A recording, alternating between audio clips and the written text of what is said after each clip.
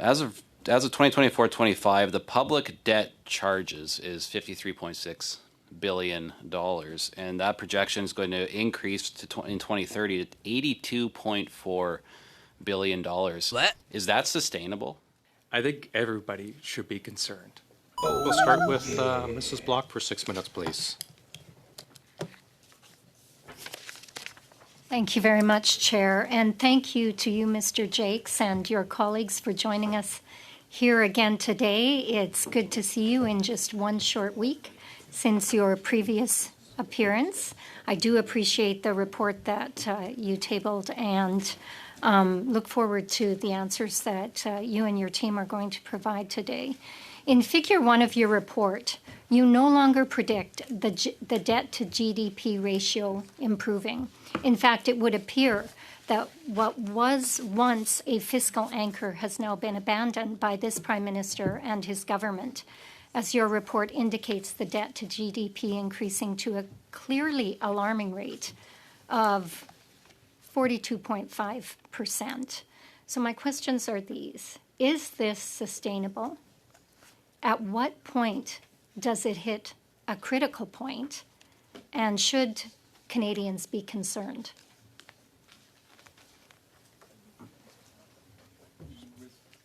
No.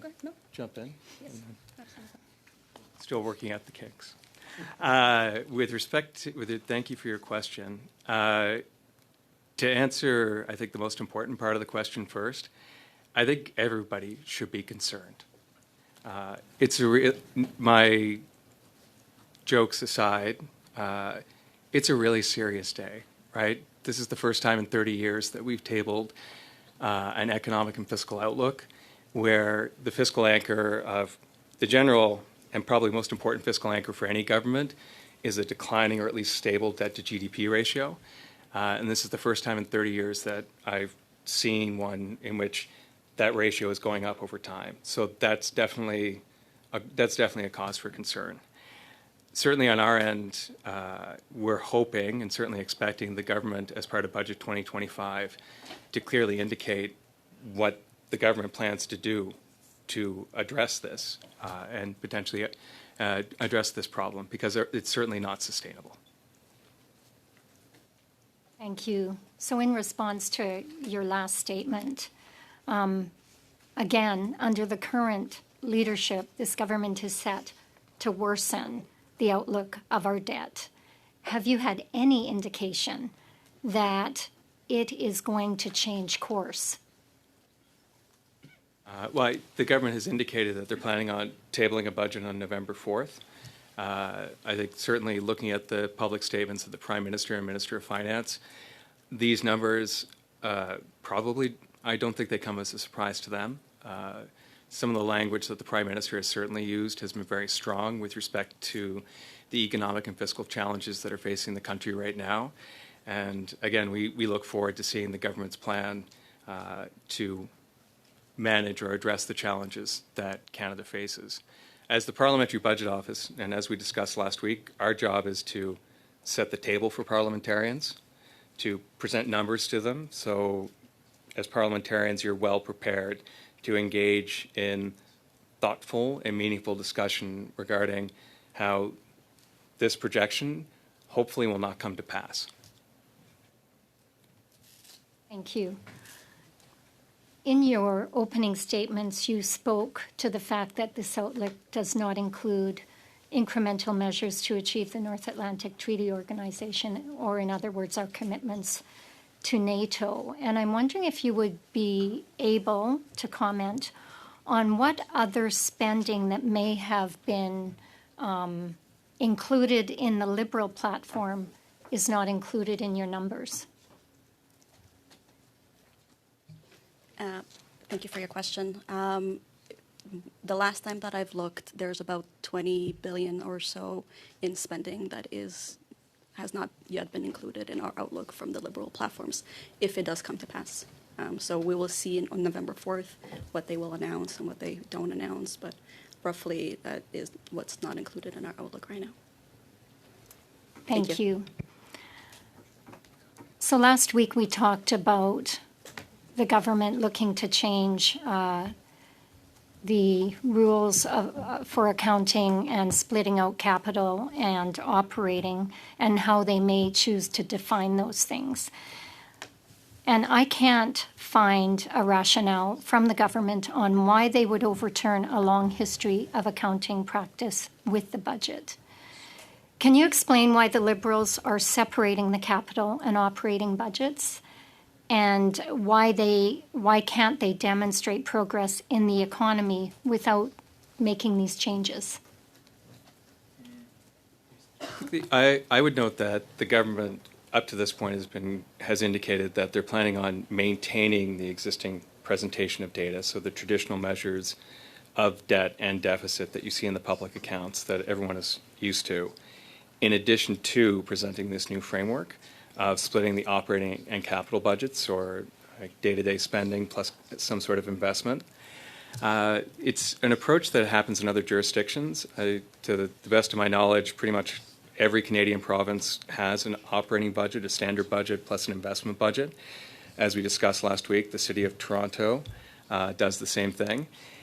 To the extent that it can be additive and helps parliamentarians understand that potentially more money needs to be borrowed over the short term in order to make investments to transition to longer-term sustainable economic growth, potentially at a higher level, that it could potentially be useful.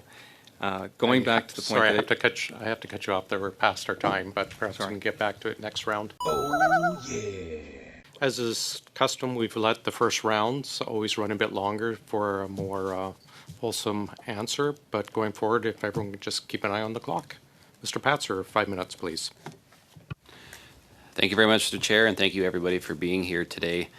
I do think it's important to take a look at Table 2 here, and for people back home, as of 2024-25, the public debt charges is $53.6 billion, and that projection is going to increase in 2030 to $82.4 billion. Is that sustainable?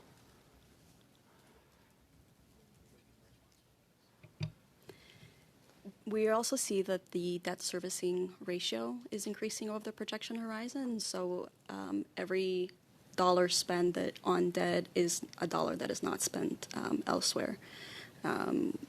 As Mr. Jacques said, that the debt to GDP ratio is something that we look at in terms of sustainability.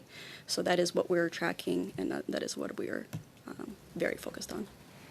Yeah, and I mean, that was one of the hallmark fiscal anchors of the Trudeau government, right? And when it was 30.8, it was never going to go higher than that. That was kind of their commitment, and here we are in the table here. It's 41.7, increasing to 43.7. Again, how alarming is that for the average Canadian, for the taxpayer? Because there is only one taxpayer, right?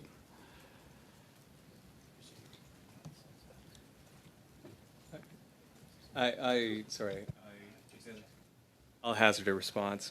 It should be very alarming, right? These are, I don't know, I think I used the words in French, and which the translators probably got really well, like stupefying, shocking, right? This is not, like, it's not a funny fiscal outlook. It's a really serious fiscal outlook. And we don't lightly use the word unsustainable, right? Unsustainable means you don't have the option of saying, maybe I'll wait a couple of years, I'll see how things go. It means if you don't change, this is done, right? So it's very serious. And I think, as anyone who's managed a household budget knows, if you sit down at the end of the month and you don't have enough money to pay your bills, and it happens month after month after month, you know that something's going to break. Kind of along that, you look at the federal debt number in that table number 2, 24-25, it's $1,281 billion, and in 2030 it's up to $1,655 billion.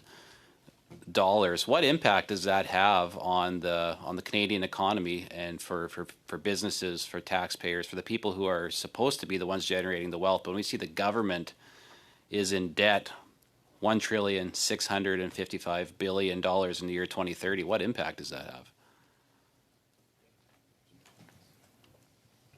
Well, currently the economy is, well, that's definitely a big, I guess, one of the big drivers of what's currently happening in the economy, but there's also heightened uncertainty related to trade policies.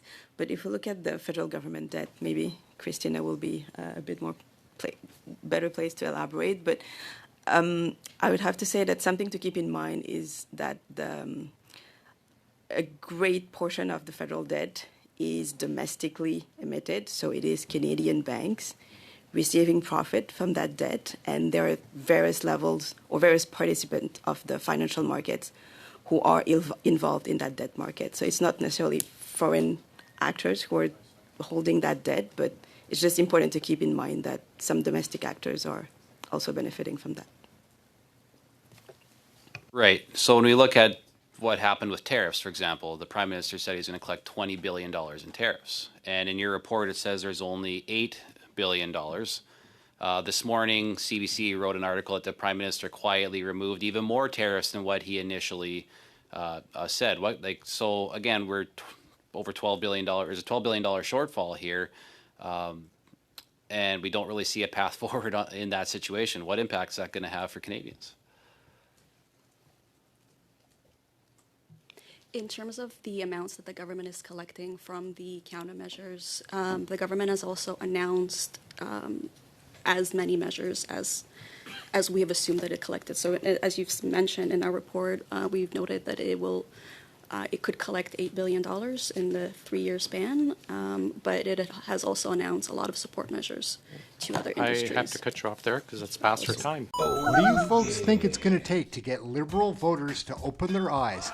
We have our budgetary watchdog saying that Mark Carney's spending is out of control. What are we going to do? Aaron Canadian Looney, like, share, subscribe. Come and join us for one of the live shows. Thank you very much for watching this video. Boy, oh boy, we need another election. Do we ever?